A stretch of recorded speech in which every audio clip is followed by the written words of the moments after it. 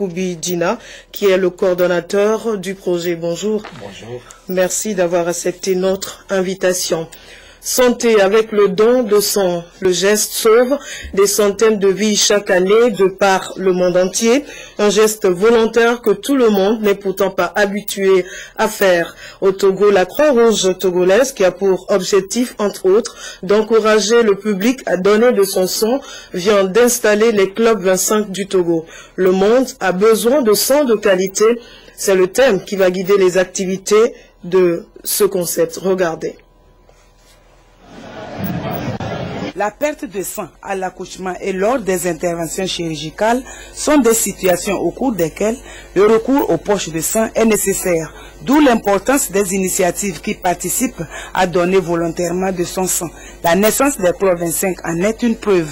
Selon les responsables de la Croix-Rouge togolaise, les Clubs 25 sont des jeunes gens aptes à donner de leur sang et dont l'âge est compris entre 18 et 25 ans. Les Clubs 25 du Togo comptent 300 à 400 jeunes répartis dans 9 sections locales dans la préfecture du Golfe.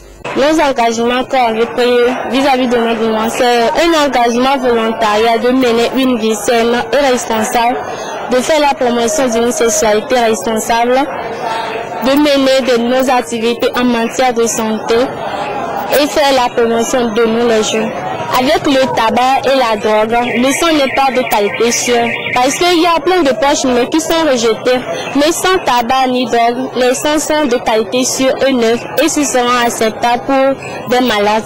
Un membre d'un club 25, un jeune qui est âgé de 15 à 25 ans. Et ces jeunes-là prennent l'engagement de faire au moins 25 dons avant l'âge de 25 ans. La transfusion sanguine a un impact sur le programme de santé maternelle et infantile ainsi que sur la lutte contre certaines maladies. Les donneurs de sang, ils viennent d'où? Ils viennent de la population. Donc, il faut les sensibiliser pour qu'ils soient acquis à la cause du don de sang pour venir le faire. Mais ce n'est pas une action très facile dans la mesure où certains se disent, bon, le jour où j'aurai besoin de sang, étant donné que, bon, ça, ils disent eux-mêmes que ça se vend au CNPS, ils iront acheter. Je voudrais leur expliquer qu'il y a des situations où vous avez votre argent pour chercher le sang, vous êtes prêt à l'acheter à n'importe quel prix, mais vous n'avez pas le produit. Et donc c'est la volonté des gens qui acceptent de venir donner leur sang qui permet aux établissements de transfusion sanguine de disposer de ce produit qu'on met à la disposition de la population.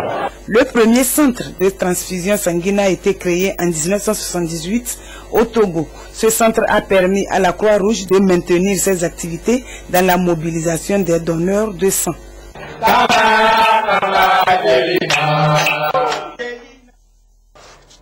Environnement à présent, le village de Djerégou, dans la préfecture de Doufelgou, à la recherche des voies et moyens pour atténuer la dégradation de son écosystème. Les populations de ce village, au cours d'une rencontre qui a réuni cette semaine la communauté de Djerégou, se sont mis d'accord sur certains comportements à adopter. Nous suivons ce reportage de Nestor Mouzou. Dans le canton de Téléga, dans la préfecture de Doufelgou, Djerégou fait figure de village à citer un exemple en matière de protection de l'écosystème. Cette localité dispose de forêts communautaires qu'elle veut sauvegarder davantage. Sur initiative du comité villageois de développement, un code forestier local a été élaboré. Cette loi a été portée à la connaissance de toute la communauté de Djerégou. Les discussions ont permis d'améliorer le document qui a été validé à l'issue de cette rencontre. Ce que nous voulons, c'est que ce document puisse être un miroir pour tout le monde, Parce que quand vous avez les articles de ce document, immédiatement, quand vous faites une infraction, vous savez ce qui vous attend. Mais ce document sera diffusé et on essaiera d'extraire des parties simples, les illustrer et vulgariser ça dans le village et dans les autres villages du canton. C'est les populations elles-mêmes qui ont senti que d'abord les pluies sont rares la température augmente et les terres se dégradent. La validation du code forestier de Djérégou constitue une étape de la mise en œuvre du projet protection et restauration des forêts sacrées et communautaires du village financé par le Fonds pour l'environnement mondial. Ce projet est dans sa deuxième année d'exécution. Pour la première année, 6000 plants ont été reboisés. Il est prévu le double cette année pour enrichir encore les forêts ciblées. La journée du 8 mars, on en parle toujours. Les femmes de la préfecture de Thônes se sont mobilisées aux affaires sociales de la ville pour célébrer la journée du 8 mars. Une célébration en différé. Leurs préoccupations amenaient tous les acteurs à les soutenir pour qu'elles puissent s'épanouir véritablement. Désiré Aloyer. C'est en différé que les femmes de la préfecture de Thônes ont célébré la journée du 8 mars, placée sous le thème « Autonomisation économique de la femme ». C'est une mobilisation pour inviter tous les acteurs à se montrer plus que jamais résolus à apporter leur soutien aux femmes pour leur permettre de réaliser leur potentiel économique. Pour y arriver, il faut favoriser la couche féminine à avoir accès aux moyens de production. Cette année, nous voulons que toutes les femmes soient autonomes, mais cette autonomie va aller de façon progressive. Nous éduquons nos femmes dans les associations, celles qui n'ont pas été à l'école, de s'alphabétiser. Et nos jeunes filles, nous faisons tout pour les maintenir à l'école. C'est en cela seulement que nous pourrions penser à un développement harmonieux de notre village, de notre pays. La Convention des femmes pour unir qui a participé à l'organisation se réjouit du thème choisi qui cadre avec ses ambitions. Une femme, pour qu'elle soit pleinement épanouie, doit savoir lire et écrire.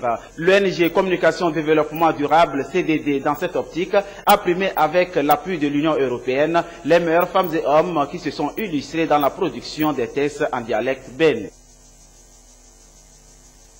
Je le disais tout à l'heure, un nouveau concept dire circuit Harmattan a été lancé cette semaine à Lomé, l'art théâtral togolais, pour dire que le monde culturel dans l'ensemble va connaître un nouveau souffle. Les promoteurs de cet art ont mis sur pied vendredi dernier un projet dénommé donc circuit Harmattan, creuset de création et de diffusion de produits artistiques et culturels. C'est dans le souci de redynamiser ce secteur pour une émergence de l'ensemble du secteur culturel au Togo. Nous allons revenir sur le sujet et nous revenons au plateau avec l'invité.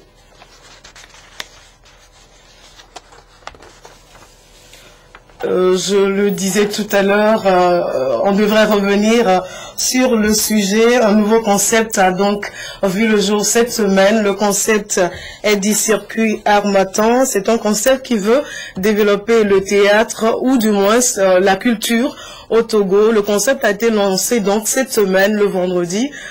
Voilà, nous allons donc passer à l'invité, pourquoi pas, pour mieux comprendre de quoi il s'agit réellement. Rebonjour. Bonjour.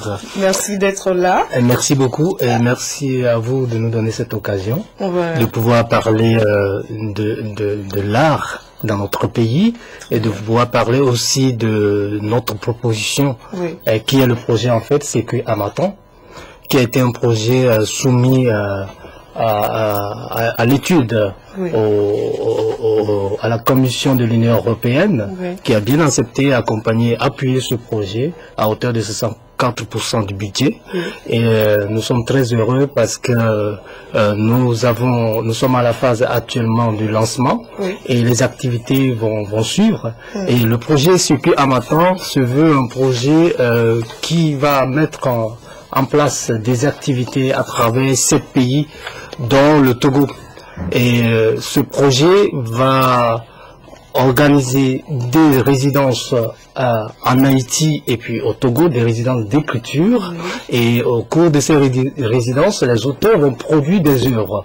Et ces œuvres seront éditées Et après ces résidences-là, nous allons avoir des formations en management culturel et des créations seront nées, des créations théâtrales. Je peux préciser que les créations que nous voulons offrir, que nous voulons faire naître de ces résidences-là, sont des créations totales, des créations qui vont impliquer aussi les autres formes d'art, à savoir les arts plastiques, la danse, la musique, la vidéo, et tout ce qui est forme d'art peut être intégré dans ces créations-là. Et il y aura deux créations, une création au Togo, une autre création à Thomasset en Haïti. Très bien. On voit bien que c'est un grand projet qui annonce de beaux jours. Déjà, puisqu'on est au Togo, comment va se faire la sélection des artistes togolais et est-ce que vraiment ils ont une part dans ce grand projet? Oui, bien sûr. Ce projet se veut un projet fédérateur. Oui. Et la sélection se fera par des appels à candidature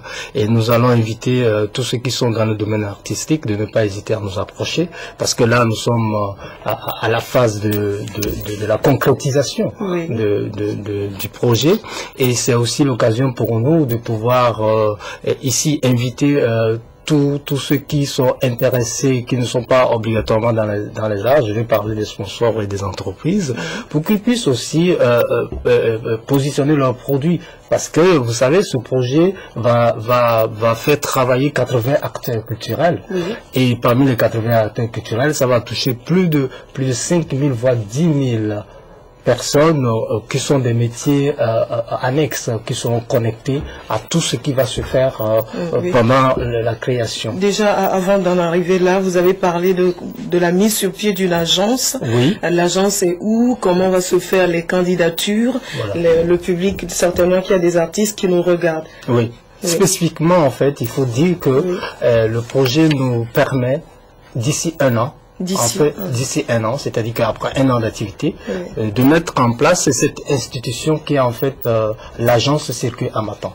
Et cette agence sera une institution qui sera spécialisée dans la professionnalisation des produits culturels. Parce que nous sommes partis en fait d'une réflexion. Et certes, il y a des créations qui existent, il y a des produits culturels qui existent, que ce soit dans le domaine du théâtre, de la musique, de la danse ou autre chose, ça existe. Mais le problème qui se pose, c'est qu'on crée des spectacles et ces spectacles se jouent peut-être une ou deux fois, voilà, dans un festival. Mais il faut un lieu commercialisé. Voilà, il faudrait trouver une possibilité de faire circuler ces œuvres, parce que quand le spectacle circule, quand l'œuvre circule, l'artiste pourra dignement vivre de son art. Donc vous avez dit d'ici un an déjà, on l'a vu dans le reportage, la ministre de la Communication, de la Culture était là. Ça veut dire que le concept est déjà validé d'une manière ou d'une autre. Après ce plateau, les gens voudront bien vous contacter, tout ça. L'agence n'est pas encore mise sur pied. Quelle sera la procédure à adopter au-delà de ce plateau pour ceux qui veulent bien? Peut-être un mail, enfin. Oui, il faut dire de passage. On a l'impression, pour le moment, c'est au niveau de la conception que vous êtes. Non, pas du tout au niveau de la conception, parce que, en fait, après le lancement, il faut dire, même avant le lancement, il y a tout un travail qui se fait, un travail de mise en place, parce qu'actuellement, le projet, il est porté par l'association culturelle Kadam Kadam. Voilà. Et cette association, elle sert de pôle d'information. C'est-à-dire qu'au niveau de cette association, on pourra s'informer. Nous avons deux sites. Artogo.com et puis nous avons aussi www.kadamkadam.com et nos contacts on va les laisser. Enfin je vais vous relancer dans quelques minutes. Voilà. Nous allons revenir là-dessus. D'accord, merci beaucoup. Très bien, nous allons continuer tout de même ce journal avant de revenir sur ce sujet culturel. De son côté, l'Union des mutuelles d'épargne et de crédit du Togo, UMECTO, pour faire honneur aux femmes de Dapaon, a choisi d'établir des actes de naissance à celles qui n'en ont pas. Un acte qui va certainement leur permettre d'aller se faire établir une carte d'identité nationale. Nous suivons le reportage de Désiré Aloyé. À Korbongo, 12 km à l'est de la ville de Dapaon, la journée de 8 mars a réuni les femmes autour de UMECTO, Union des mutuelles d'épargne et de crédit du Togo d'Indan Dapaon, une union qui œuvre à l'épanouissement de la femme. Pour donner un cachet particulier à cette célébration, plusieurs femmes ont bénéficié de l'établissement des actes de naissance. Une manière pour Humeto Dindane de répondre au thème de l'année qui s'intitule « Autonomisation économique de la femme, c'est le progrès pour toutes et tous ». Maintenant, j'ai eu l'acte de naissance grâce à Humeto de Dapong. Je remercie beaucoup l'Humeto de Dapong et j'invite toutes les femmes de faire tout possible pour avoir l'acte de naissance. Pour Humeto, l'autonomisation aussi passe par l'état civil. Nous avons constaté que nous, les femmes, nous avons de la difficulté à nous intégrer dans la vie économique du pays parce que nous ne sommes pas en conformité avec l'état civil. C'est pourquoi Humeto Dapong a pris cette initiative-là de faire l'acte de naissance à celles qui n'en ont pas, pour leur permettre un jour d'avoir la carte d'identité et pouvoir s'intégrer facilement dans la vie économique, mener leur activité qui va leur permettre d'avancer, faire progresser leur famille, faire progresser leur milieu et faire progresser notre pays. La directrice de Humeto Dindane Dapong, Jocelyne Cognan, a invité ses sœurs à s'organiser en groupement pour être plus actives et bénéficier davantage des financements. La mutuelle Dindane est disponible selon elle pour appuyer les efforts du gouvernement togolais. Le Conseil consultatif des femmes a procédé hier à une sensibilisation des jeunes aux services communautaires et à la préservation de l'environnement dans le canton de Zanguera. Cérémonie qui marquera ainsi un nouveau départ pour ce canton. Le reportage est signé Ramdan Bassina. Il s'agit à travers cette sensibilisation de mieux impliquer les jeunes et les communautés à la base dans la préservation de l'environnement. Le Conseil consultatif des femmes veut ainsi faire écho de ces différents projets auprès de la communauté du canton de Zanguera. Pour pérenniser ce souhait, les responsables du projet ont invité les populations à la culture et à l'adhésion aux services communautaires. Nous avons voulu initier les jeunes du canton de Zanguera aux services communautaires parce que nous avons estimé que dans la marche, dans la démarche de renforcement de capacité en leadership que nous sommes en train de mener avec eux, ils avaient besoin de comprendre qu'un leader accompli, c'est celui-là qui se met aussi au service des autres. Ce que j'ai retenu, c'est qu'il faut toujours qu'on entretient là où nous vivons, quoi. Nous devons protéger l'environnement pour que nous tous nous soyons en bonne santé. Un corps sain dans un environnement sain. Tel a été le message adressé à l'endroit de ces populations qui se sont engagées à traduire dans les faits les enseignements reçus au cours de cette sensibilisation. Je le disais tout à l'heure, et puis on était dans les débats.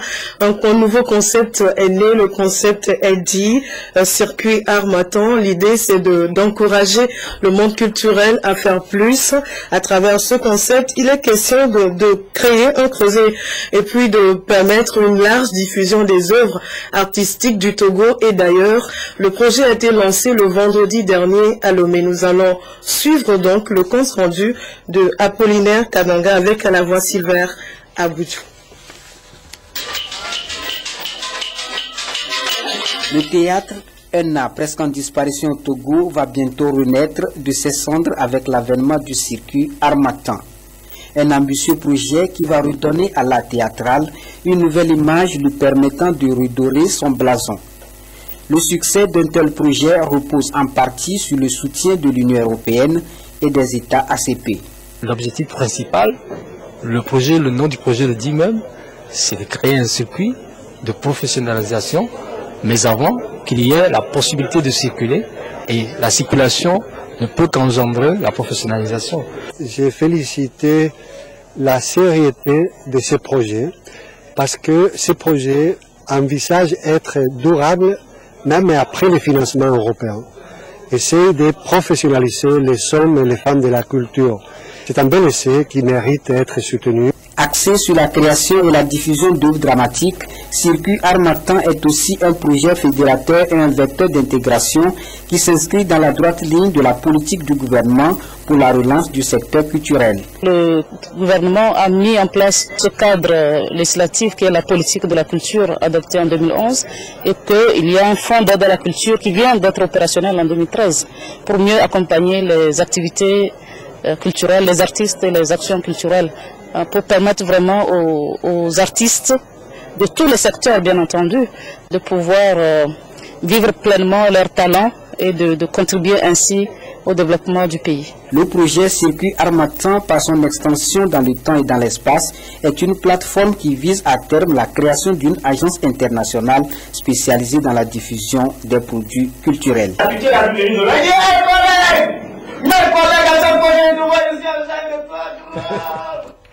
Merci Apollinaire Kadanga. Nous allons donc revenir à notre invité, Monsieur Luc Alanda Koubidina, qui est donc le coordonnateur de ce projet. On le disait tout à l'heure, c'est un nouveau concept. Il s'agit de créer une agence internationale. Essayez de nous expliquer encore quel sera le rôle exact de cette agence à terme. D'accord, merci. L'agence qui sera créée après les activités. Vous savez, tout ce qu'on a prévu comme activité avant la création de l'agence, c'est classique. Hein, on a l'habitude de faire des résidences, des créations. Mais l'agence en elle-même, elle aura pour rôle en fait de travailler pour que les artistes vivent dignement de leur art. Ça, c'est très important pour nous parce que l'agence doit réfléchir, aura pour rôle essentiel de réfléchir sur les systèmes de réseautage, sur les systèmes de partenariat, sur toutes les formes administratives qu'il faut pour pouvoir accompagner, appuyer, conseiller et, s'il le faut, surtout former les secteurs artistiques, parce que les secteurs artistiques sont divers. Les secteurs artistiques sont divers et cette agence va travailler pour pouvoir professionnaliser encore plus, apporter un plus à tout ce qui se fait déjà. Bien sûr, travailler en partenariat avec notre ministère de tutelle, qui déjà nous appuie, qui déjà nous accompagne. Vous avez vu la présence de Madame la ministre, et que nous saluons de passage. Il faut dire que nous souhaitons que cet appui se poursuive, parce que on a besoin d'eux pour pouvoir ensemble œuvrer pour que cet art soit véritablement un élément moteur pour notre développement. Oui. Parce que vous savez, il n'y a pas de futur sans culture. Il n'y a pas de futur sans culture, et nous savons que, vous avez dit, il faut que l'artiste puisse vivre de son art. On sait que généralement, dignement d'ailleurs, de son art, on sait que les artistes manquent parfois de coaching et puis de moyens surtout. Est-ce que vous avez pensé à cet aspect de la chose? Et oui, on y a pensé, et c'est pour ça qu'il y aura un atelier de management qui sera animé par une structure partenaire de la France avec qui moi personnellement j'ai travaillé, Forme Art, et ils sont spécialisés en fait dans l'administration culturelle, et ils vont travailler avec l'agence Téléculture à Lomé, et pour pouvoir vraiment donner de l'outil à ce personnel qui va porter cette agence-là. Et nous sommes confiants, nous partons déjà confiants que quelque chose va se passer. Voilà, ce projet. Est-ce que la population va gagner dans tout cela? Beaucoup de choses, parce que le projet Circuit Harmattan se veut de fournir des emplois directs et indirects. Et quand nous parlons d'emplois indirects, vous voyez, il y aura des possibilités de circulation du spectacle à travers le Togo. Et vous savez, là où les spectacles se mettent en place, en même temps, il y a de petits marchés locaux qui peuvent s'installer. Il y a des petits commerces qui peuvent se développer. Il y a des possibilités de visibilité pour toutes les entreprises aussi, à n'importe quel niveau, que ce soit des mini-entreprises ou des grosses entreprises, elles peuvent faire valoir leurs produits. Et indirectement aussi, ce projet va permettre pendant les créations et pendant les résidences de faire travailler d'autres formes de métiers, comme par exemple la menuiserie, comme par exemple les artisans, et des choses peuvent se passer. Les couturiers, les tailleurs auront aussi leur part. On voit bien qu'il y a tout un dynamisme qui est développé. Le Circuit Harmattan, c'est le nom de ce concept. Les acteurs culturels vont vivre au mieux de leur art. Déjà, on sait qu'avec l'avènement de l'informatique, le problème de piraterie s'est invité dans la culture. Comment vous réagissez? Oui, justement, on y a pensé. On y a pensé en créant le symposium. Et le symposium va réfléchir sur la circulation et la professionnalisation des arts à l'ère du numérique. Parce qu'à l'ère du numérique, on ne peut plus faire les choses comme si on était en 1960. Tout à fait. Voilà. À moins que vous ayez un mot ou peut-être un aspect auquel je n'ai forcément pas pensé. Oui, il faut dire que c'est l'occasion pour nous de vous dire merci, vous les journalistes surtout, et de dire merci à la TVT qui nous accueille aujourd'hui. Et c'est très sincère parce que avant même le lancement, nous avons eu la chance d'être appuyés par des médias et c'est vraiment un grand plus pour nous. Encore que notre ministère du tutelle est en même temps lié à la communication et tout cet appui qui a été fait, c'était un grand merci. Et nous souhaitons que tout cet appui se fasse parce que c'est ce projet, certes nous l'avons proposé, Kadam l'a proposé, mais c'est devenu un patrimoine de notre pays. Et nous avons à côté de nous 6 pays qui vont quand même nous regarder. Je veux parler de la Côte d'Ivoire, je veux parler du Ghana, je veux parler du Nigeria, je veux parler du Haïti et je veux parler de la France. Donc ça veut dire que c'est un engagement qui va au-delà de notre territoire. Voilà, c'est un engagement qui va au-delà de notre territoire. Je vous remercie pour toutes ces informations. Merci beaucoup. Et nous souhaitons donc bon vent au projet que vous venez de lancer. Le projet s'appelle Harmattan. Circuit. Circuit Harmattan. Faut pas oublier le circuit. Très bien, merci. Merci à vous. Et bon après-midi. Merci. En bref, dans l'actualité internationale, au Nigeria, ce concours de recrutement dans la fonction publique qui a mal tourné ce samedi, suite à des bousculades, 7 personnes auraient trouvé la mort dans un stade noir de monde. En France, l'image de la tour Eiffel a fait le tour. C'est à peine perceptible de loin. Un pic de pollution aux particules fines placé sur Paris, plane donc sur Paris depuis quelques jours. À partir de demain, l'État français va adopter un système de circulation dit le système de circulation alternée. Pour comprendre tout cela, je vous invite à suivre ce reportage. Le tour du monde. Pour enrayer le pic de pollution aux particules fines qui persistent, notamment sur la capitale, seuls les véhicules immatriculés impairs seront autorisés à circuler ce lundi 17 mars dans Paris et sa petite couronne. Si le dispositif se poursuit mardi, ce sera alors au tour des immatriculations paires. Certains sont bannis des routes pendant toute la période de circulation alternée, les poids lourds et les véhicules sans pot catalysé.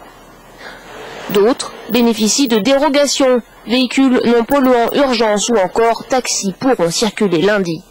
Certains professionnels pas concernés par ces dérogations font rise mine. Et moi, comment je vais me déplacer? Je vais placer les remorques si je peux pas. Parce que si c'est impair, c'est impair et je peux pas travailler.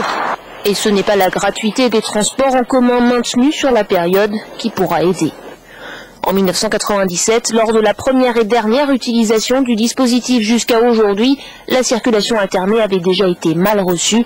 Le ministre de l'Environnement en convient.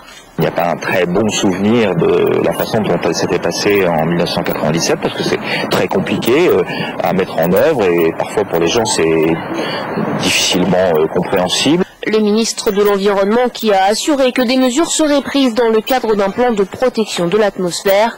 Mais à quelques jours des municipales, pas touche au principal coupable. Philippe Martin a d'ores et déjà exclu toute taxation supplémentaire sur le diesel, utilisé pourtant par 60% des automobilistes français.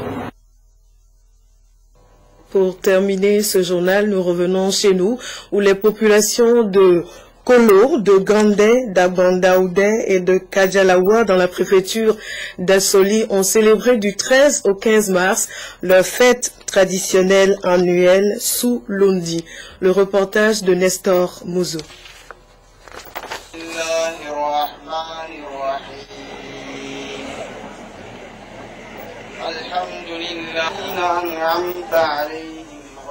Ce lundi, une rencontre qui repose essentiellement sur la lecture du Coran.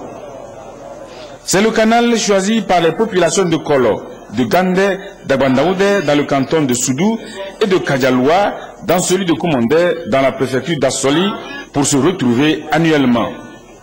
Ces 4 villages ont formé un regroupement qui porte le nom Argak. Ce lundi est célébré de façon rotative dans les 4 villages. Cette année, c'est Abandaoudé qui a accueilli les festivités qui sont à leur 14e édition.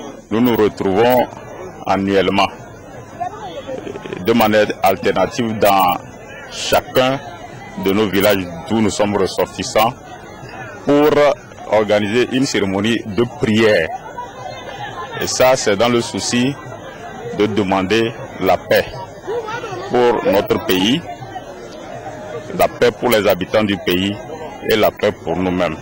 Et nous demandons à Dieu de nous accorder toutes les bénédictions possibles. Nous en faisons un double événement. Jusqu'à l'issue, nous profitons de ce rendez-vous pour échanger sur les voies et moyens afin que notre milieu ou nos milieux se développent. Les réflexions sont portées sur l'avenir des 4 villages. Un avenir qui ne saurait se préparer sans la participation des femmes. Pour cela, les populations de Kolo, de Gandé, d'Abandaoudé et de Kadialoua ont été exhortées à placer les filles et les garçons au même titre en ce qui concerne leur scolarisation. C'est ainsi que se referme ce journal. Je vous remercie de l'avoir suivi. La rédaction vous retrouve à 20h avec Aimé Abalo, mais n'oubliez pas le rendez-vous de l'actualité en langue locale. C'est à 18h30 sur La Première.